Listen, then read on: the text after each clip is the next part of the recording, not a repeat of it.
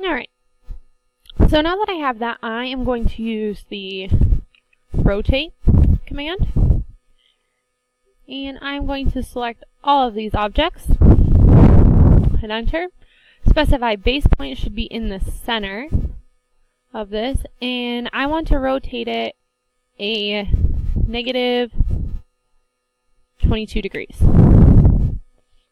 And theoretically, this should be completely perpendicular. So that means that the angle measurement of my object was off. So let me go ahead and try that again.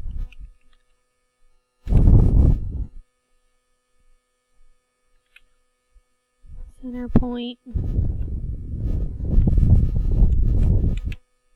Okay, that looks much better. Okay, so I actually did that at 18, which is what the directions told me to do.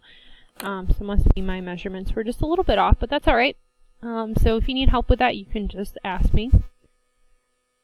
So now that your helix is lined up vertically, we are going to actually draw the pieces that are going to connect to the clothespin.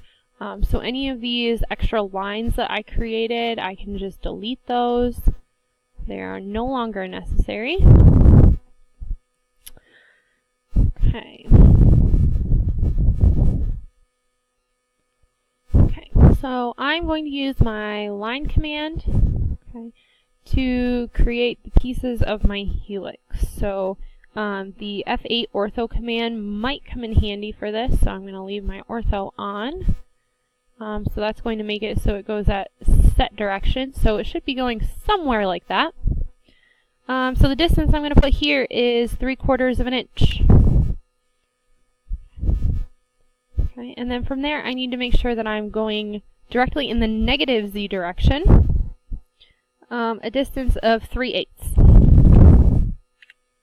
Okay, I'm going to hit escape.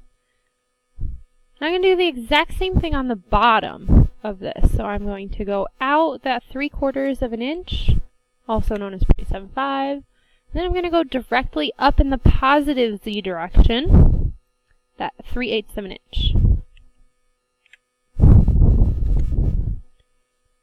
So you should have where your spring is just slightly off, something similar to that.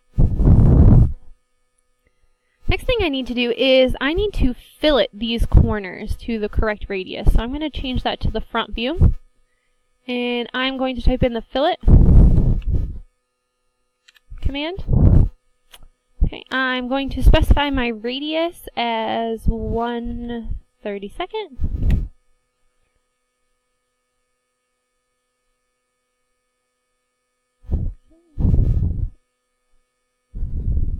And it should have applied that there.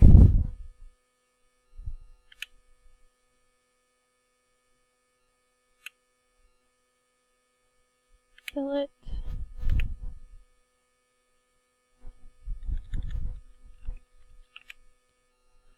Okay, let's see why this is not working. Let's do radius. We're going to do 1/32. Select first object or with that, so I'm going to select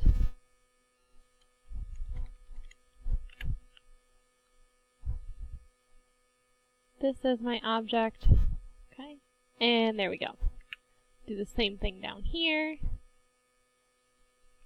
Okay, there we go. And you should have something that looks very similar to this. So go ahead and hit that Control S to save it. Make sure that you save it in the appropriate folder, and then go to the next video.